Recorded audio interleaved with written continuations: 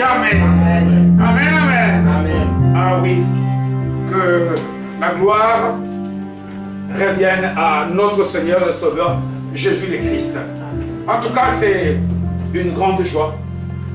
Une joie parce que nous-mêmes ici en particulier, nous bénissons ce Dieu-là parce que nous vivons un miracle. Mais avant toute chose, je souhaite la bienvenue à tous nos bien-aimés qui sont avec nous ici, mais aussi je dis bonjour à tous les nôtres qui sont sur les réseaux, qui sont sur Internet, que ce soit ceux qui sont en live ou tous ceux qui vont avoir la possibilité de suivre ces messages en différé. Que Dieu vous bénisse. Amen. Amen. Que toi qui auras la chance, la grâce de Dieu aujourd'hui d'écouter ce message, que Dieu te fasse beaucoup de bien. Amen.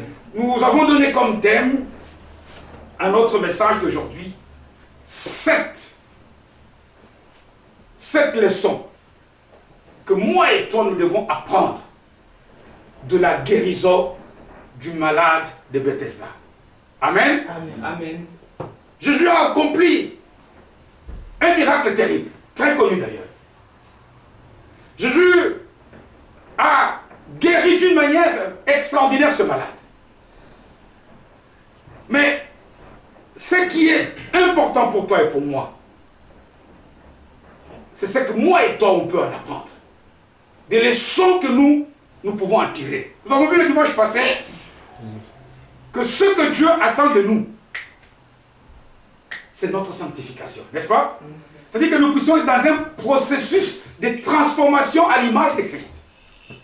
Un processus, le Saint-Esprit a sa part, et nous avons notre part.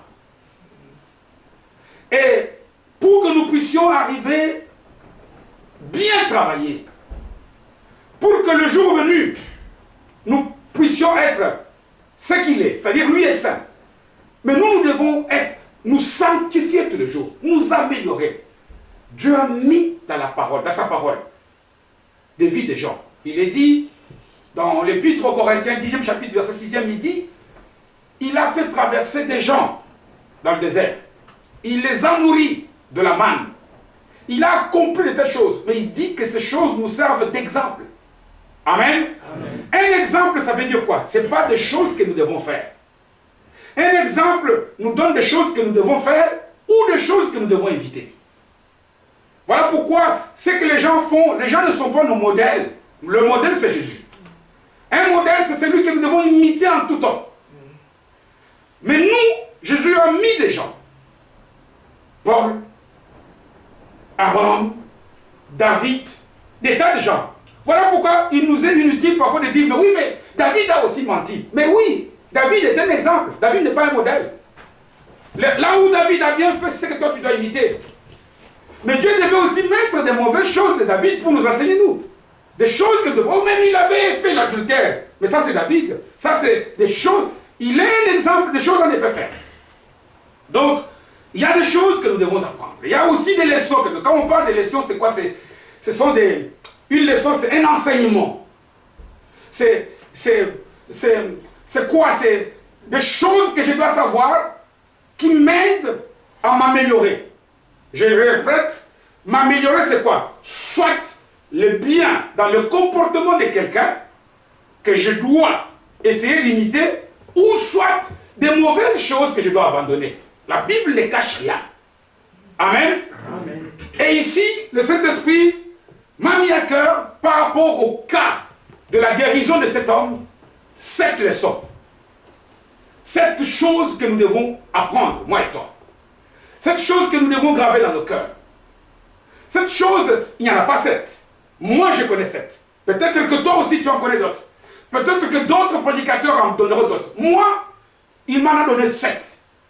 Que moi et toi, nous devons, dans notre démarche vers notre sanctification, tenter d'imiter. Mais alors, avant cela, nous allons donc lire le texte là, qui se trouve dans l'évangile selon Saint Jean, au 5e chapitre. Jean, c'est le 4e évangile, donc. Jean, chapitre 5e, et nous lisons à partir du verset 1er.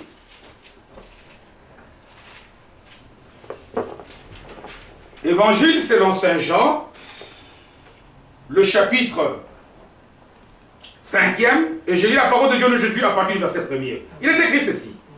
Après cela, il y eut une fête des Juifs. Et Jésus monta à Jérusalem. Or, à Jérusalem, près de la porte des brebis, il y avait une piscine qui s'appelle en hébreu Bethesda et qui a 5 portiques. Sous ces 5 portiques étaient couchés en grand nombre des malades, des aveugles, des boiteux, des paralytiques qui attendaient le mouvement de l'eau.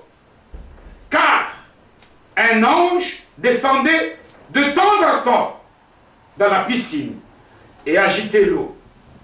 Et celui qui descendait le premier, après que l'eau avait été agitée, était guéri, quelle que soit sa maladie. Le 5e verset. Là se trouvait aussi un homme malade depuis 38 ans. Jésus l'ayant vu coucher, et sachant qu'il était déjà malade depuis longtemps, lui dit, veux-tu être guéri? Question étrange. On demande à quelqu'un d'affamé s'il veut manger. On demande à une personne malade s'il veut... Tu sais, nous, à la place, si quelqu'un te pose une question comme ça, tu peux... Le regard que tu vas lui donner, c'est presque comme une injure. Parce que tu trouves qu'il t'insulte, n'est-ce pas? Tu le regardes, surtout que le monsieur est malade depuis 38 ans. Écoutez Jésus, veux-tu être guéri? Pourtant, nous allons voir que cette question, Jésus va lui poser aussi. Elle est justifiée. Amen. Acclamons très fort pour le Seigneur. Jésus ne parle qu'avec problème. Amen. Parce que nous allons voir que cet homme ne voulait pas lui-même la guérison. Et il fallait commencer par là. Il y a des tas de choses que nous croyons vouloir, mais que nous ne désirons pas. Il est écrit, alors je poursuis donc. Il lui dit, malade, j'étais où? Bon, 7e verset, le malade lui répondit, Seigneur, ah il est beau quand même, je n'ai personne pour me jeter dans la piscine quand l'eau est agitée. Et pendant que j'y vais, et une autre devant descend avant moi. Écoutez le verset 8e. Lève-toi, lui dit Jésus, prends ton lit et marche. Aussitôt cet homme fut guéri, et il prit son lit et marcha, parole du Seigneur. Acclamons la gloire à son Seigneur.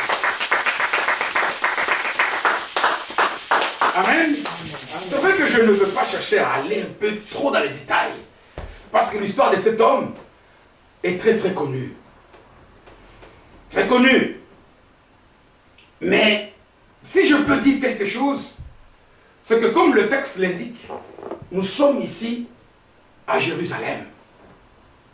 C'est très important parfois de situer les lieux. Quand on nous dit que nous sommes à Jérusalem, ce n'est pas parce que c'est un hasard. Ce n'est pas parce que Jérusalem a une signification. C'est comme si, par exemple, tu peux dire à quelqu'un qu'il était dans une fête. Mais où? Dans la salle d'église. Il y a un message. Amen, hein? Amen. Les lieux où se fait des choses est très important. Il faut connaître. Si on avait dit ici, ils étaient quelque part, beaucoup d'informations nous s'échapperaient. Aurait pu ne pas être connu par nous. Parce que quand on parle que nous sommes à Jérusalem, c'est parce que tout le monde sait que Jérusalem est ce qu'on appelle la ville sainte. Amen. Amen. Jérusalem, Jérusalem veut dire la ville de la paix. Le Salem qui a la paix, là, c'est un peu... ça vient du shalom, que nous disons. La ville de la paix. Et vous savez que très souvent, quand on donne des noms à des lieux, c'est parce que ces noms-là, quelque part, reflètent ce qui se passe à ces lieux. Nous sommes dans la ville sainte. Voilà pourquoi même c'est dans la ville sainte, c'est dans la ville de Jérusalem qu'il y avait le temple. Parce qu'à l'époque, il n'y avait pas de temple partout. Le temple qui avait été bâti par le roi Salomon était à Jérusalem. Voilà pourquoi même au jour de la Pentecôte, tous les chrétiens du monde entier devaient converger vers le temple à Jérusalem. Donc, c'est la ville de la paix. C'est la ville sainte. C'est la ville de la joie. Et d'ailleurs, le texte précise encore que nous sommes en période de fête. Ces gens sont en train de fêter. Les commentaires bibliques disent qu'ils fêtaient leur délivrance à l'époque de la reine Esther, hein, où il y avait, comment on dit, une loi qui avait été signée, une loi qui condamnait les Juifs. Et Dieu les avait délivrés. Et chaque année, les Juifs fêtaient cela. C'est une grande fête. Dans la ville sainte. Attendez un peu. Dans la ville sainte. Dans la ville du temple. Dans la ville où il y a le temple. Et puis pendant la période de fête, quelque part, non loin de là, il y a un endroit, ça s'appelle la piscine de Bethesda. Il y a des gens qui essoufflent. On dit qu'il y avait une piscine. Quand on nous dit, on nous parle du nombre de portiques, donc des couloirs qu'il y avait, c'est pour nous montrer qu'il y avait beaucoup de gens. Les gens fêtent, mais les autres sont en pleurs. Est-ce que ce n'est pas la situation parfois contrastée que nous voyons? Que quelque part, tu attends les gens qui disent, dès que j'ai pris, c'est la fête. Ils témoignent de ce que Dieu a fait. Mais toi aussi, tu as prié. Tu as prié. Mais les doutes te paralysent. Combien nous avons parfois entendu que l'Europe, hein, maman, Espérance, c'est comme le paradis. Mais tu te rends compte qu'il y a des gens ici en Europe qui commencent à dire, mais si j'étais au Congo, non pas que l'Europe est mauvaise, mais qu'on peut être dans la ville sainte, on peut être dans l'église, mais si réellement on n'y est que physiquement, on risque de souffrir comme cet homme. Amen. Hein? Être membre de l'église, c'est une chose. Faire partie de la famille des chrétiens, oui. Mais tu peux, toi aussi, souffrir comme cet homme. Cet homme, comme ces gens qui étaient ici, on nous dit qu'il y avait beaucoup de malades, couchés. Des gens qui n'avaient plus, parce que avant d'aller à la piscine, c'est que tu as beaucoup essayé. Je suppose que si c'était la même période que la femme à la perte de sang, si ce jour-là, Jésus n'était pas passé, elle aussi allait dire, bah alors la famille allait se décider, alors tu vas à la piscine de Bethesda. Donc c'était comme un mouroir. C'était comme un endroit où on avait cassé l'espoir, le miracle. Il y a beaucoup de situations qui nous arrivent où, d'une manière, comment dirais-je, naïve, je dis naïve pour nous chrétiens, nous pensons qu'il n'y a plus d'espoir. Un chrétien, quelle que soit la situation, quelles que soient les difficultés, ne perd jamais espoir. Amen. Hein? Amen. Ne perd jamais espoir. Parce que l'espoir, le désespoir ne vient pas de Dieu. Toutes ces paralysies-là, tous ces doutes, toutes ces peurs-là, sont des fenêtres qu'on ouvre pour que le diable nous installe encore dans le... Jésus dit, s'il t'a fait la promesse, si ce que tu attends est dans la parole, même si la promesse t'a fait quoi? Attends. Attends là, ce n'est pas attendre en pleurant. Attends en te disant, un jour, mon Rédempteur est vivant, il finit par faire quoi? Par agir. Amen. Hein? Nous sommes donc à Jérusalem. Et il y a une piscine d'ailleurs, dont le nom aussi Bethesda veut tout simplement dire maison de la miséricorde. Maison de la charité. Mais malheureusement, eux, ils vivent une charité négative. Ces gens souffrent. Les gens s'attendent à un miracle parce qu'on dit que de temps en temps, il y avait un ange. Ne nous imaginons pas que quand on dit qu'il y avait un ange, c'est comme quand on a ici, on voit une personne blanche avec un boubou blanc et des ailes. Non, ça ne s'est passé pas comme ça. Amen. Hein? S'il y a ici une personne en boubou blanc qui vient, nous tous ici, on va fuir. Ou beaucoup vont fuir. C'est qu'un jour, il y avait un phénomène bizarre qui faisait que l'eau de la piscine s'agitait. Et on avait constaté que lorsque ce jour, les eaux s'agitaient, le premier malade qui tombait dans l'eau était guéri quelque chose de sa maladie. Alors tout le monde était là. Tout le monde attendait le jour du passage de l'ange, le jour où l'eau allait s'agiter pour tomber dans l'eau. Et parmi tous ces malades qui agissaient, l'apôtre Jean braque sa caméra sur un malade particulier. Celui dont il est question ici. Celui dont Jean, l'apôtre, fixe sa caméra sur cet homme. Mais Jean ne nous donne pas beaucoup d'informations. On nous dit, on ne sait même pas depuis combien de temps il est à Bethesda. Non, 38 ans, il est malade depuis 38 ans. Il est peut-être resté 10 ans chez lui avant d'aller à Bethesda. On ne nous dit pas s'il est à Bethesda depuis hier. S'il y est depuis 38 ans. S'il y est depuis 20 ans. Il n'y a pas d'information. On ne nous dit même pas s'il avait de la famille. Aucune information. On ne nous donne pas son nom. On ne nous donne pas. Mais c'est que la seule chose, la seule indication pour nous donner son identité, c'est ce qu'il était. La durée de sa maladie. Il était malade, paralysé depuis 38 ans. Et ici aussi, il y a aussi une parenthèse que j'ouvre. Parfois, quand Dieu nous appelle à veiller sur nos comportements, c'est parce qu'on peut être chrétien. Mais très souvent, nous les humains, on s'attarde souvent sur ce qui ne va pas.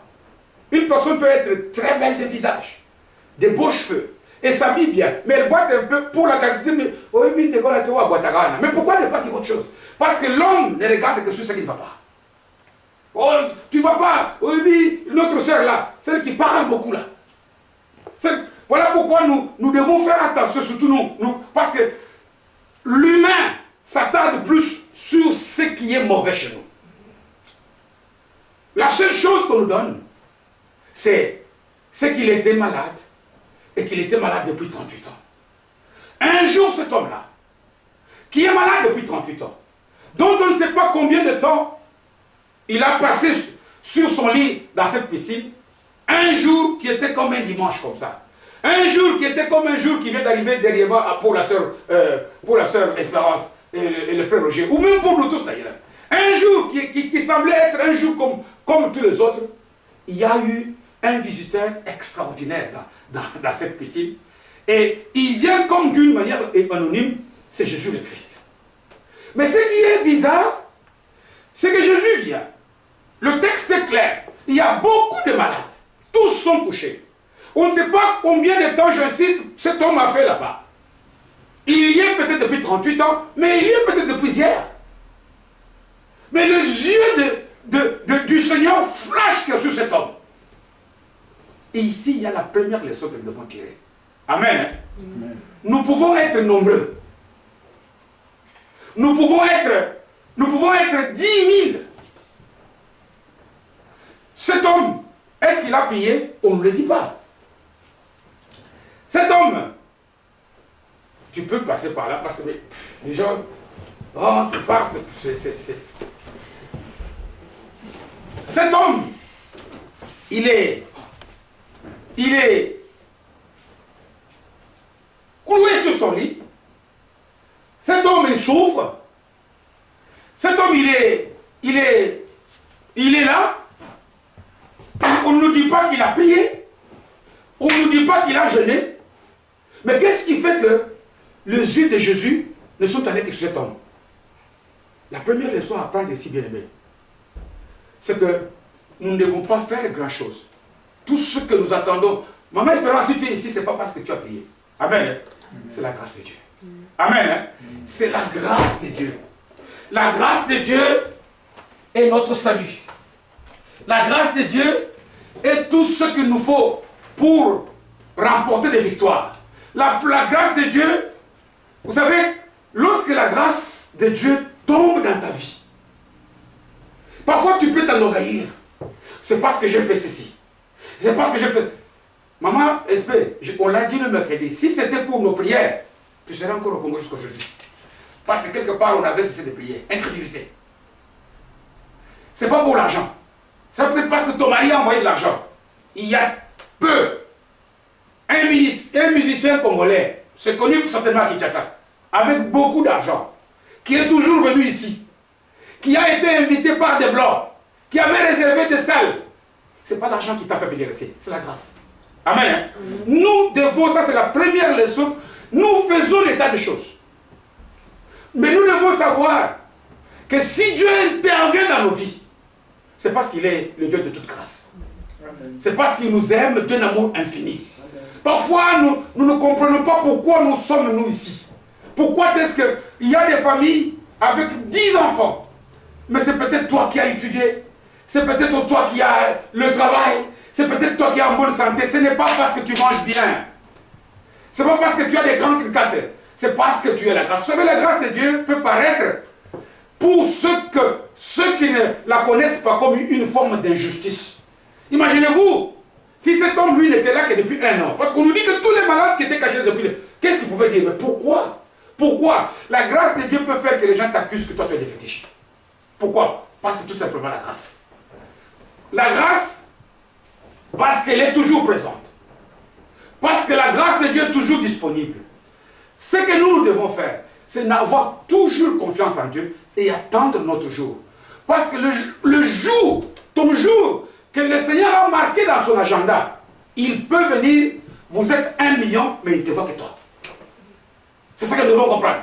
La grâce de Dieu, si ton jour c'est ton jour, cet homme était là, il était malade depuis 38 ans. Cet homme avait essayé des tas de choses. Mais regardez que, comme c'était son jour, ton jour, n'envie pas quelqu'un d'autre. N'envie pas quelqu'un d'autre. Pourquoi? Parce que mais moi j'attends depuis 30 ans. Non, cet homme attend depuis 38 ans. Mais comme ce jour était le sien, la grâce l'a saisi. Amen. Amen. Première leçon, c'est que ne nous posons pas des questions. Nous continuons toujours à vivre notre marche chrétienne. Si tu pries, continue à prier. Dieu nous dit de demeurer dans la prière, d'insister, de persévérer, de prier sans cesse. N'abandonne pas. Dieu nous dit d'aller toujours de l'avant. Pourquoi? Parce que lui connaît, il est le maître des temps et des circonstances. Il connaît, il a dans son agenda qu'aujourd'hui, c'est le jour de la sœur. Aujourd'hui, c'est le jour de mon frère. Amen. Amen. Beaucoup de gens, parfois, nous nous écartons du jour de l'accomplissement. Parce que, peut-être que pour toi, c'était demain. Mais parce qu'aujourd'hui, tu as quitté la maison du Seigneur, tu as quitté ton Bethesda, où Jésus devait venir à ta rencontre.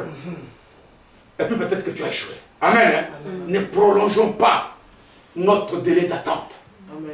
Ton jour, c'est ton jour. Amen. Et c'est que avec Jésus, c'est que ton jour viendra. Amen. Quelles que soient les difficultés, quelles que soient les barrières, quels que soient les obstacles, ton jour, c'est ton jour. Et toi-même, tu vas te poser des questions.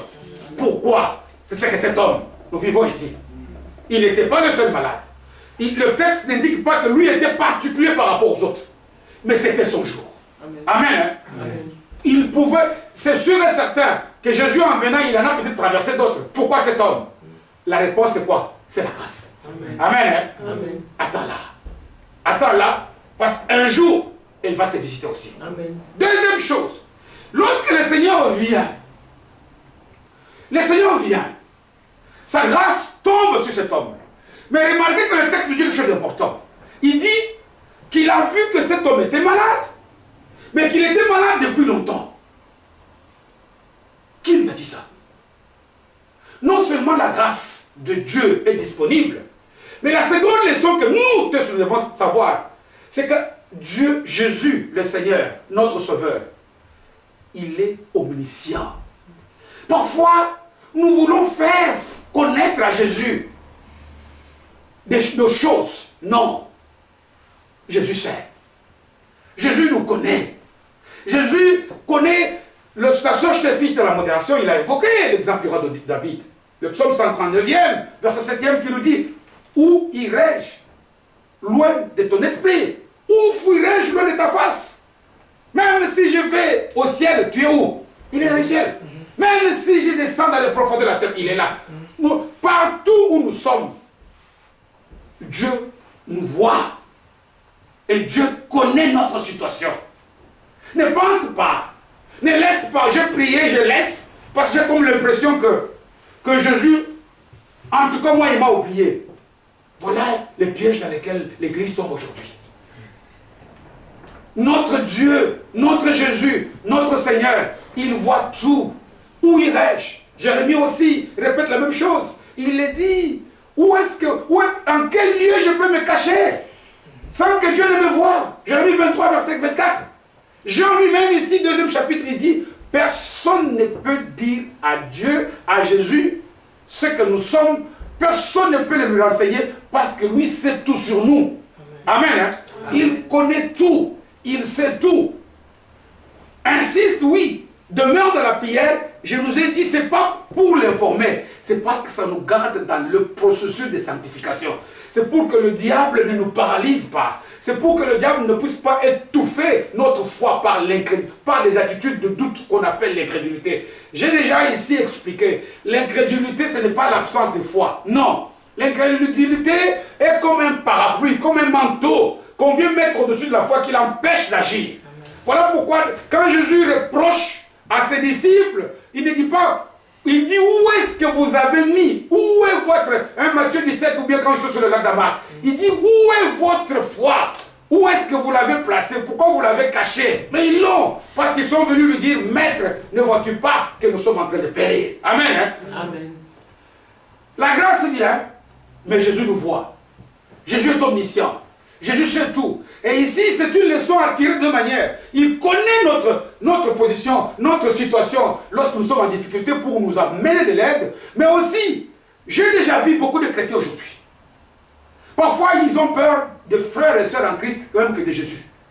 Lorsqu'il est quelque part, il peut vivre la vie des païens comme jamais. Parce qu'il croit qu'il n'est pas vu. Jésus te voit.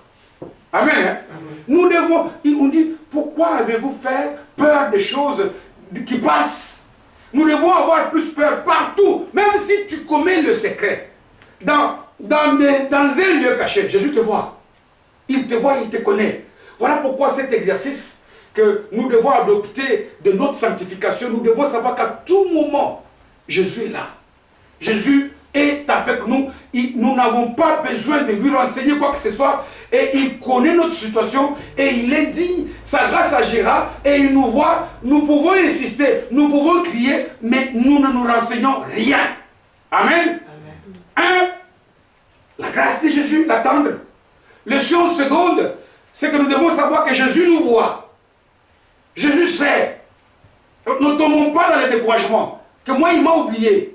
Moi, il m'a déclassé. Non. Non. Jésus n'a pas de cas déclassés. Mais Jésus est un Dieu d'ordre. Il dit qu'il y a un temps pour chaque chose. C'est-à-dire qu'il y a un jour pour tout le monde. Amen. Hein? Il y a une saison pour chaque mois. Aujourd'hui, ce n'est pas ta saison, attends. Si c'est la saison de l'autre, glorifie-le. Amen. Amen, hein? Amen. Mais regarde d'ailleurs, la troisième leçon, que non seulement il le voit, mais nous devons savoir que Jésus, quand tu nous regardes, quand il nous voit, son regard, la manière de son regard n'est pas comme les regards. Tu sais, un homme peut te voir aujourd'hui, peut-être pour se moquer de toi. Amen. Hein? Il peut y avoir des agents, des démons du diable ici, qui passent par d'autres entourages, qui viennent et qui font semblant de te consoler. Mais c'est pour aller te critiquer par après. Jésus, lui, quand il vient nous rendre visite, c'est pour qu'il puisse nous amener la solution. Amen. Hein? Amen. C'est pour qu'il puisse nous dire, là où toi tu vois la défaite, moi je vois quoi? La victoire. Amen. Là où toi tu vois l'échec, moi je vois le succès. Là où toi tu vois la mort, moi je vois la vie. Amen. Voilà pourquoi il vient, il voit cet homme qui est dépassé par la situation. Il voit cet homme qui est découragé. Il voit cet homme, il l'a vu. C'est ce jour de grâce. Il lui pose cette question. Il lui dit, veux-tu être guéri? Sincèrement, nous humainement, je l'ai dit si on rigole, si tu as un problème, si tu as faim, s'il te manque quelque chose, et que tu vois quelqu'un, surtout que ça a duré depuis des années, mais la personne qui se présente en face de toi te dit, est-ce que tu veux manger? Tu as l'impression que la personne t'insulte. Amen. Hein? Mais je l'ai dit ici que pour Jésus, cette question vaut la peine. Elle valait la peine d'être posée.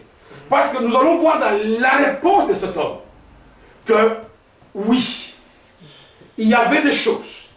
Il y avait des choses qui pouvaient retarder que cet homme puisse souffrir 38 ans. Heureusement, 38 ans, à la 38e année, le Seigneur, le Dieu de toute grâce est venu dans sa vie. Amen. Pour lui donner, lui montrer qu'il est un Dieu d'amour. Que lorsque tu t'attends à lui, que lorsque, quels que soient nos moyens, quelles que soient nos faiblesses, lui, quand il vient, il amène la réponse et sa réponse est efficace. Les gens peuvent avoir signé ta mort. Les médecins peuvent avoir dit c'est impossible. Lui, quand il vient, il dit l'impossible, il enlève le 1, ça devient possible. Il voit l'incapable, il les rend capable. Il voit le pauvre, il les rend riche. Parce qu'il pose la question à cet homme. Il lui dit, veux-tu être guéri? Et là où je vais nous montrer que la question n'est pas ironique. Parce que la réponse de cet homme nous donne aussi beaucoup d'enseignements par rapport à nos vies. Parce que cet homme commence par lui dire, je n'ai personne pour m'aider. Amen. Amen. Ça voudrait dire quoi? Et c'est ça aussi qui fait que dans beaucoup de choses que nous avons, nous échouons parce que nous attendons toujours. Nous voulons d'abord, donner la responsabilité de nos échecs sur les autres. Si je n'ai pas eu, c'est parce que je n'avais pas ceci. Si je n'ai pas eu, c'est parce que l'autre... On ne compte pas sur nous-mêmes. Alors que la parole de Dieu elle-même nous dit que maudit soit l'homme qui fait confiance à qui? À l'homme. Oui, Dieu peut passer par les hommes pour nous aider. Mais quand Dieu passe par l'homme, ta confiance, c'est pas l'homme, ta confiance en Dieu. Dieu peut passer par, je ne sais pas moi, par un médecin pour me guérir. Celui que je dois saluer, ce n'est pas le médecin, c'est Jésus. Le médecin n'est qu'un canal. Il n'est qu'un instrument par lequel il est passé. Cet homme commence par dire, je n'ai personne pour m'aider. Mais lui-même, qu'est-ce qu'il a fait? Lui-même, pourquoi il compte sur les hommes? Si il n'y a personne, mais qui compte sur Jésus. Pourquoi est-ce que nous avons vu aussi cet exemple, même dans les cas, par exemple, des gens tels que lorsqu'il y a eu la chute, Adam et Ève, on demande à Adam qui t'a dit? Mais c'est la femme que tu m'as donnée. Toujours la faute, c'est l'autre. On demande à la femme, c'est qui? Vous savez, quand Ève dit sur le serpent, ça c'est ce qu'elle a dit. Mais dans son cœur, il a dit autre chose. C'est le serpent que tu as créé. Donc Ève veut dire que c'est Dieu qui est responsable. Parce que quand il dit que c'est le serpent, c'est Dieu qui a créé l'esprit, n'est-ce pas? Elle dit, donc tu vois le serpent que tu as, donc c'est pas moi, c'est toi. Ne comptons pas toujours sur les autres. Amen. Hein? Prenons nous-mêmes nos propres responsabilités. Amen. Hein? Amen. Comptons d'abord sur Dieu, et puis sur nous, et puis sur les autres. Vous voyez l'ordre? D'abord sur Dieu, et puis sur nous-mêmes, et puis sur les autres. Que même si c'est les autres, ce sont les parents. Amen. Hein? Frère Aaron, tu veux réussir? En Geschichte, je ne sais pas cette année, c'est l'histoire qui lui fait le problème. Cette année, l'année dernière, c'était les maths. Cette année, c'est l'histoire. On va me chercher un répétiteur d'histoire. Compte sur Dieu, parce que tu m'as dit pas de besoin de répétiteur en histoire. Alors compte sur ton travail et puis compte sur les autres. Amen. Hein? Nous inversons. Les autres sont les autres. Mais nous-mêmes, on connaît le problème. Donc, troisième leçon, attention à ne pas toujours compter sur les autres. Attention à chercher à rejeter sur les autres. Quand on réussit, c'est nous. Ah, parce que j'ai fait ceci. Moi, j'avais fait cela. Mais quand on échoue, c'est les autres. C'est le serpent que toi tu as créé. C'est toi qui as fait. C'est la femme. Adam n'est pas différent d'Ève. En disant, c'est la femme. Ce qui veut dire, mais c'est toi qui as formé Ève. Donc, ce n'est pas moi, c'est toi responsable. Dieu n'est jamais responsable de nos malheurs. Amen. Hein? Amen. Parce qu'il ne nous a pas créés comme des robots. Il nous a donné le libre arbitre. Il nous a dit, voici, il y a le bien et le mal. Mais il nous a conseillé de choisir quoi? Le bien. Si tu choisis le mal, c'est pas lui, c'est toi. Amen. Hein? Et c'est ça, et c'est quand nous serons au ciel que nous saurons pourquoi est-ce qu'il a créé le bien et il a créé le mal. Sur terre ici, par rapport à notre révélation, on doit dire tout ce que Dieu a fait est bon. Donc, la quatrième leçon, c'était de ne pas compter. Puis deuxièmement, il dit quoi? Il dit, non, mais quand moi je viens pour me jeter dans l'eau, il y a toujours quelqu'un qui est devant moi. Tous les gens ici sont malades. Tous les gens ici sont couchés. Nulle part dans le texte, on nous indique que ce malade était le plus malade de tous. Cet homme, tout simplement, ce qu'il veut nous dire, c'est qu'il était tout le temps en retard. Il y avait quelqu'un qui l'a dévancé. Et ici, je dois commencer par insister par rapport au retard. Le retard, là, c'est le retard même occulte. Le problème, ce n'est pas Dieu, c'est toi qui rates. Parce que c'est toujours les premiers qui reçoivent la bénédiction. Il y a beaucoup de bénédictions de Dieu que nous avons ratées parce que nous nous traînons toujours derrière. Et ici, je ne parle pas tout simplement du retard pour arriver au culte. Combien de fois nous retardons nos temps de prière? Dieu te dit, il te réveille la nuit. Il te donne l'occasion de le louer. Oh, je le ferai peut-être à 6 heures. Retard. Nous voyons ici que le retard de cet homme. Vous voyez que le fait que Jésus lui a posé cette question, veut-il guérir? Un, ça nous révèle qu'il comptait sur les autres. Et deux, ça nous révèle que c'est une personne qui traînait, qui repoussait des choses. Parce que notre retard peut être dû. Le retard de cet homme était dû, quelles que soient les raisons, qu'il n'avait peut-être personne pour l'aider. N'est-ce pas? Mais toi, ton retard peut être dû au fait que tu remets à demain ce que tu peux faire aujourd'hui. Amen. Dieu te dit, fais ça aujourd'hui. Tu attends que toutes les planètes s'alignent. Tu attends que tout le feu passe au vert. Non. Jésus dit, ça c'est dans l'Épître aux Hébreux. Aujourd'hui, si tu entends son cœur, ne fais pas quoi? N'abuse pas ton cœur. Amen. Il dit, aujourd'hui est le temps favorable. Le temps favorable, c'est le temps où Dieu t'apprend des choses. Aujourd'hui, on écoute ces messages. Qu'on ne puisse pas retarder des choses. Si Dieu a voulu que nous puissions écouter ces messages aujourd'hui, c'est parce qu'il y a des choses qui doivent changer en nous aujourd'hui, en cet instant. Il y a des décisions importantes. On repousse, on traîne. Que ce soit arrivé en retard, même au travail, même à l'école, ça nous fait rater des choses. Combien de fois quand on arrive en retard, on trouve le prof qui a déjà donné une certaine matière. Et cette matière-là, c'est fini pour nous. Ici, cet homme était en retard, Dieu ne regarde pas au motif.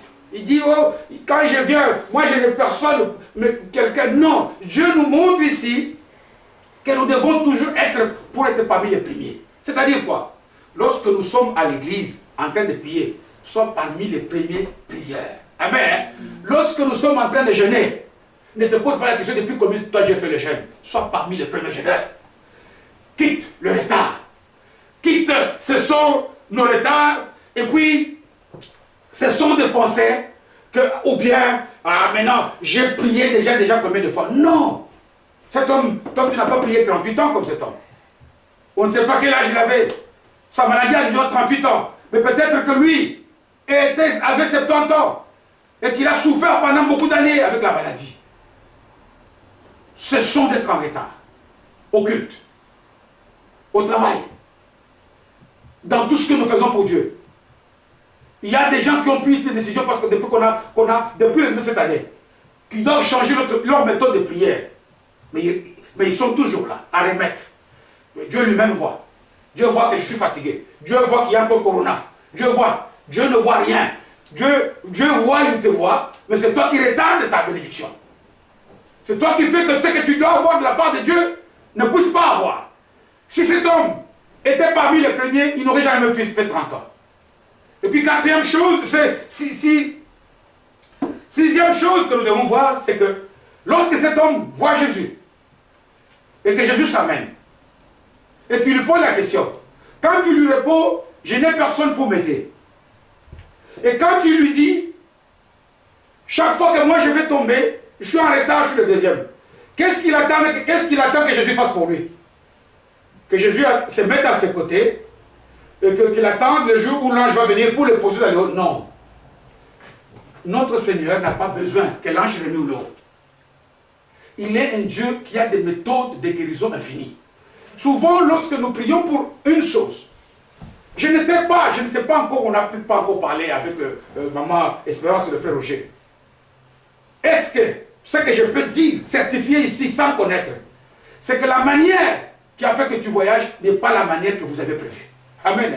Quand Dieu veut agir, il est un Dieu de manière nouvelle. Il est un Dieu, Dieu ne va pas faire pour moi comme il a fait pour toi.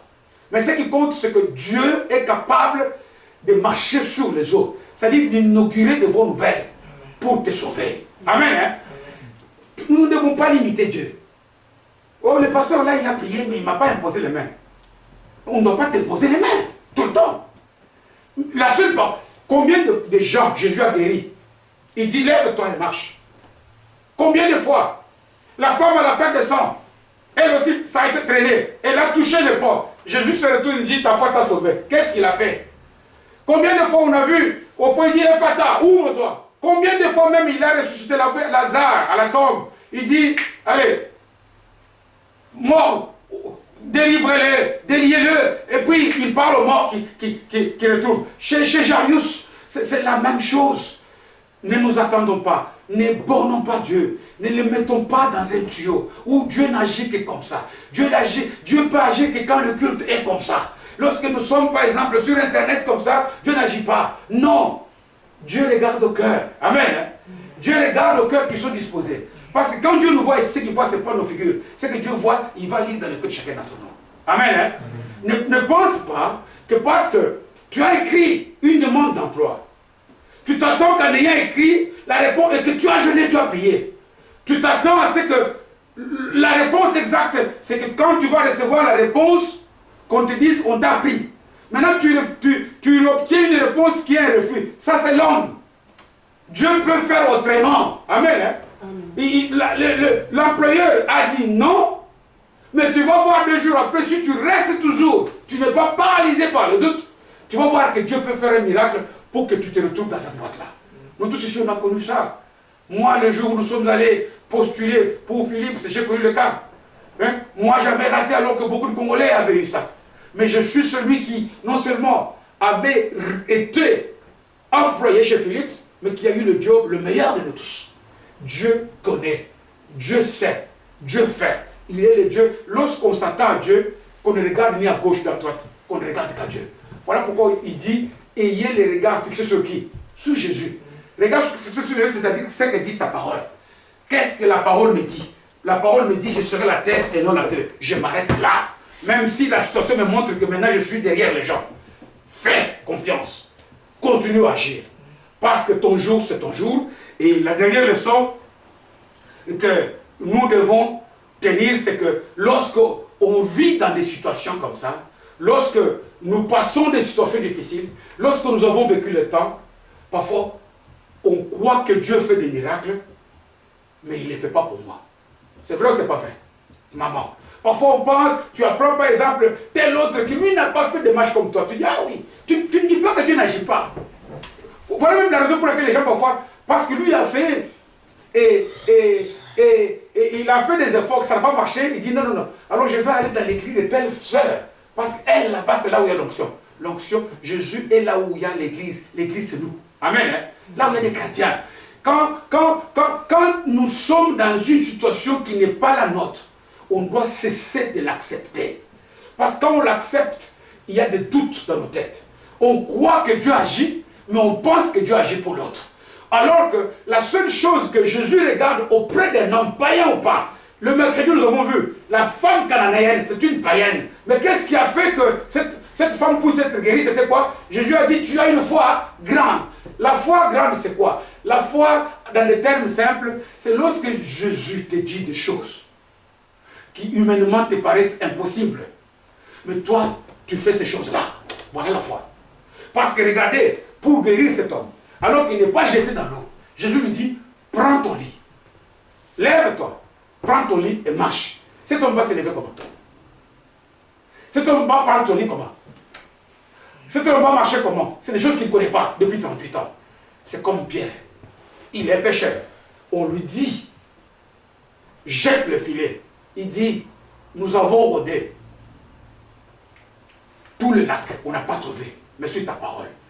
Qu'est-ce que je veux dire ici? Il y aura des moments où, pour que tu puisses recevoir ton miracle, les choses que Jésus te demande, humainement te paraissent impossibles. Le problème, ce n'est pas cette apparence, mais fais-le. Croyez-vous que ça a été facile pour Abraham? Quand Dieu lui dit, prends ton fils, l'unique, va me le sacrifier. Mais quand cet homme est parti, non seulement il a eu Isaac, mais nous tous, nous sommes de la descendance d'Abraham. Dieu sait. Quand Dieu te demande des choses, ne fais pas des calculs humains.